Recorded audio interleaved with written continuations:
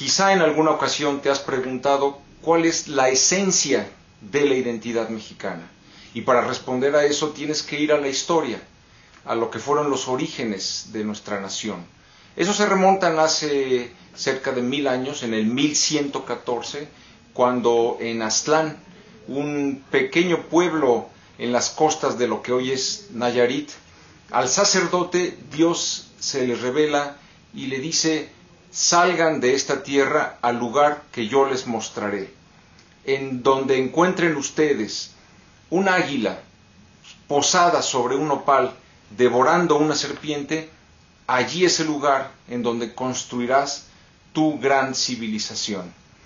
Cerca de 300 personas, guiadas por este sacerdote, emprenden lo que se conoce como la Gran Peregrinación, que recorrió cerca de 209 años por el norte del territorio, lo que hoy es San Luis Potosí, bajando por Zacatecas, Aguascalientes, hasta Hidalgo, Tula, y llegando finalmente a lo que hoy es la Ciudad de México, que en ese momento no era más que un gran lago. En medio de ese lago, un islote en el cual había, justamente como les había prometido su Dios, un nopal y sobre él un águila devorando una serpiente. El sacerdote que en esos años guiaba a esta comunidad, que posteriormente son llamados aztecas por provenir de Aztlán, ese sacerdote se llamaba Tenochtitlan. De allí que a este lago se le pone el nombre de Tenochtitlan.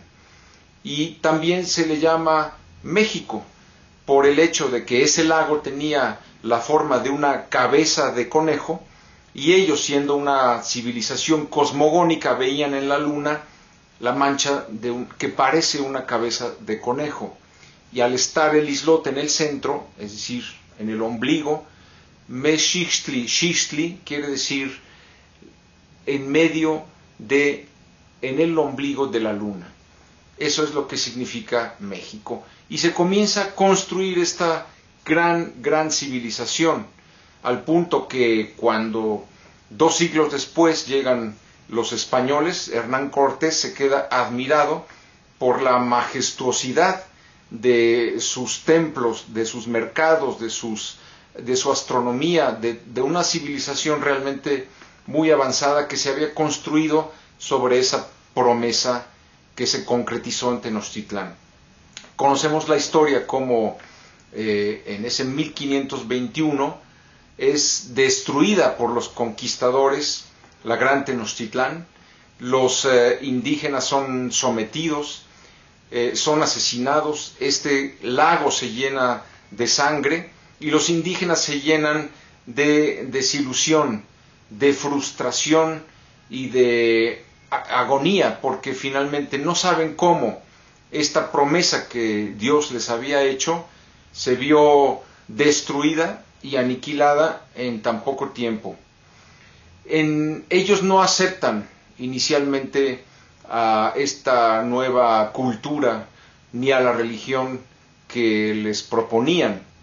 De oculto, ellos seguían adorando a su diosa, la Coatlicue Tonantzin, que según la leyenda era una diosa que se retiró al cerro del Tepeyac, al frente de la laguna de Tenochtitlán, se retiró ya anciana a este lugar en donde tuvo un parto virginal.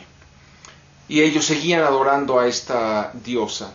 Cuando sucede 10 años después, en el 1531, que a un indígena de nombre Cuauhtlatoac, recién bautizado con el nombre de Juan Diego, en ese mismo cerro del Tepeyac, se le aparece una mujer vestida de sol, con la luna bajo sus pies, y se dirige a él con el nombre de hijito mío, Juan Dieguito.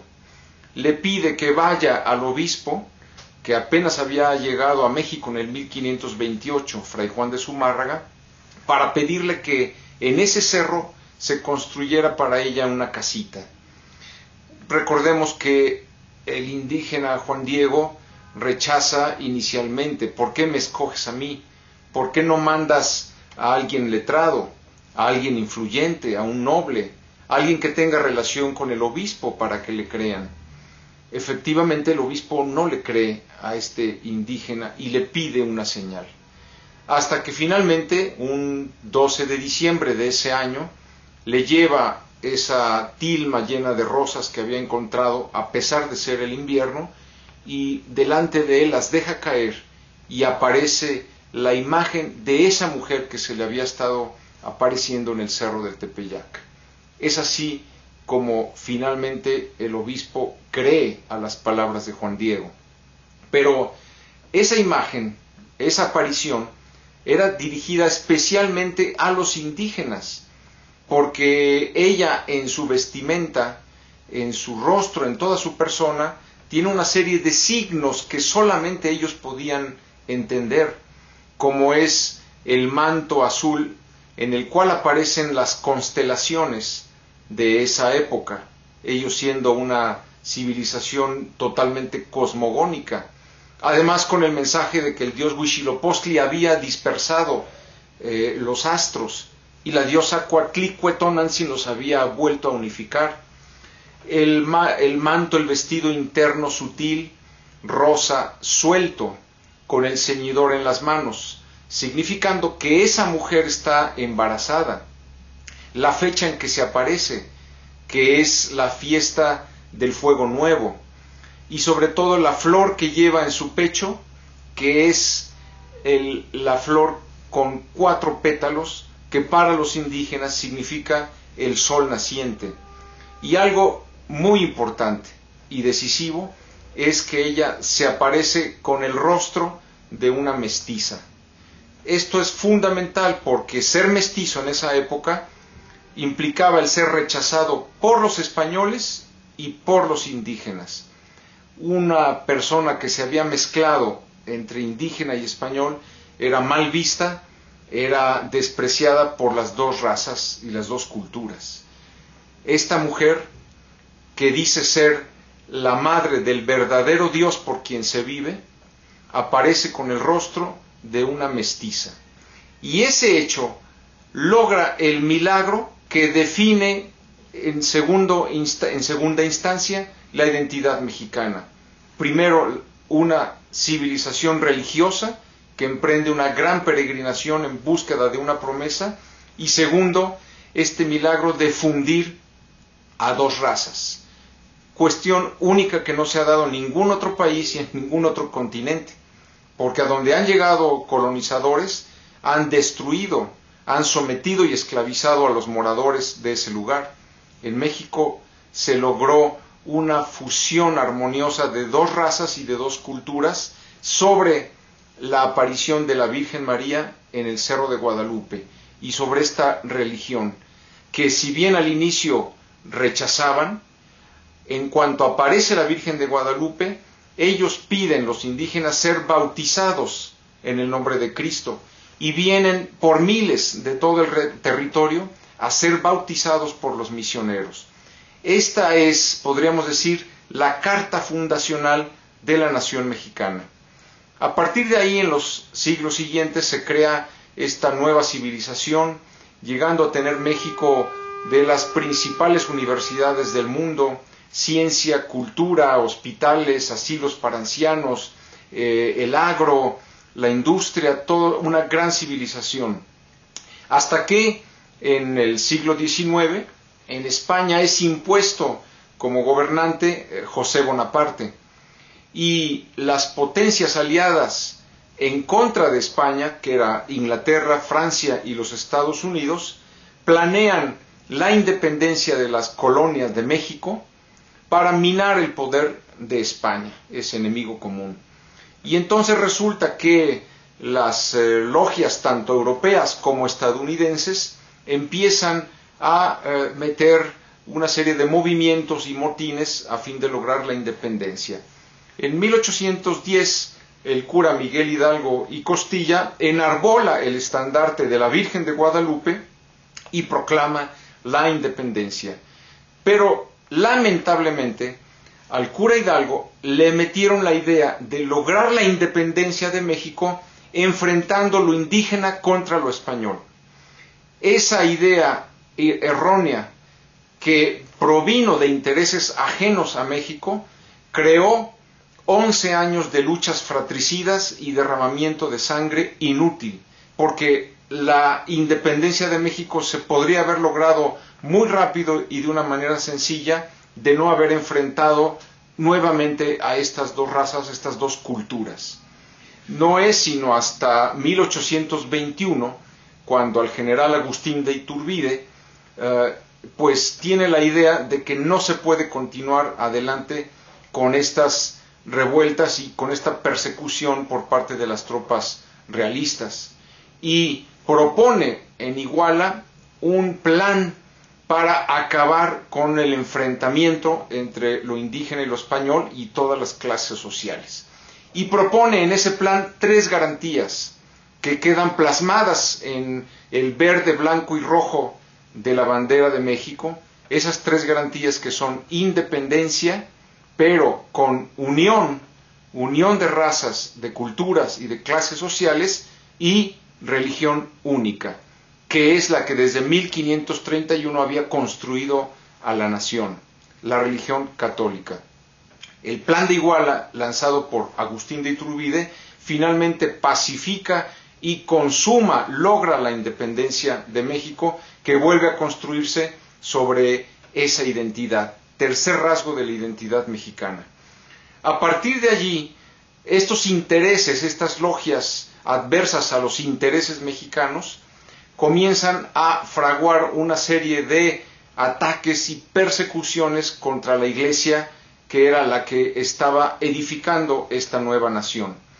Llegó a tal punto que en 1926 hasta el 29, incluso el gobierno comenzó a perseguir a los ciudadanos por la simple y única razón de creer en Cristo.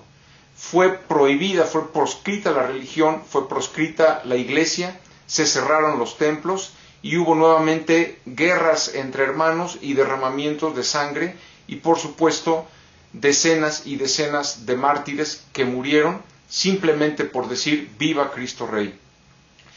Después, con los acuerdos, porque el gobierno iba perdiendo esa guerra contra la civilización, contra la sociedad civil mexicana, se plantea una persecución ya no sangrienta, pero sí una persecución ideológica. Se prohíbe enseñar la religión en las escuelas, se le expropia, se le quita a la iglesia sus bienes, sus obras de beneficencia, las casas de asilos de ancianos, los hospicios para niños, las escuelas de talleres, de cultura, de agronomía.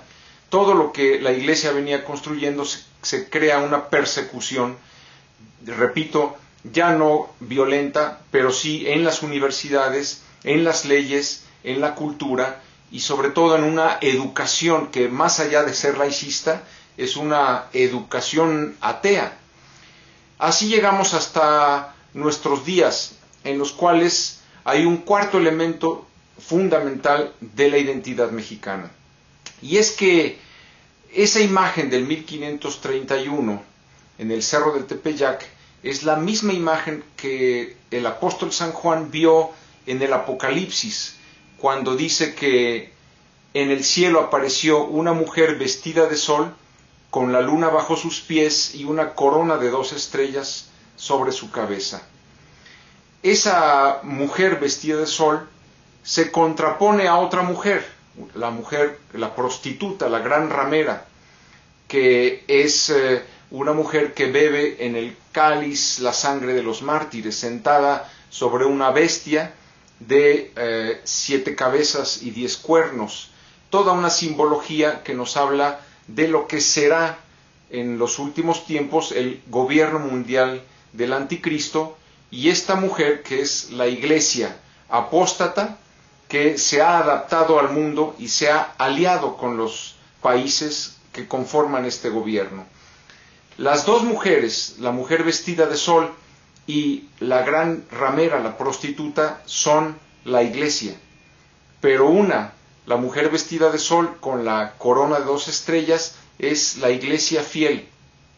La prostituta es la iglesia apóstata que se ha aliado al mundo y que ha asumido sus criterios.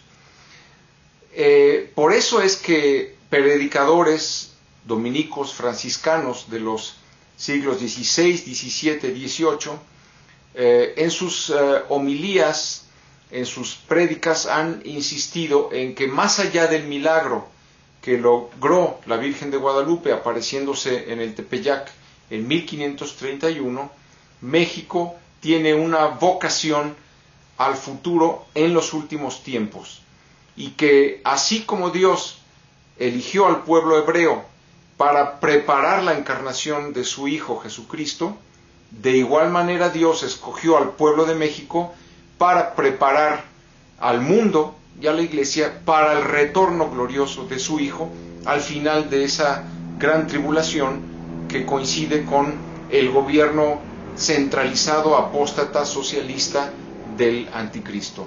Es decir, lo que fue el origen de la nación mexicana es lo que nos habla del destino que tiene la nación mexicana.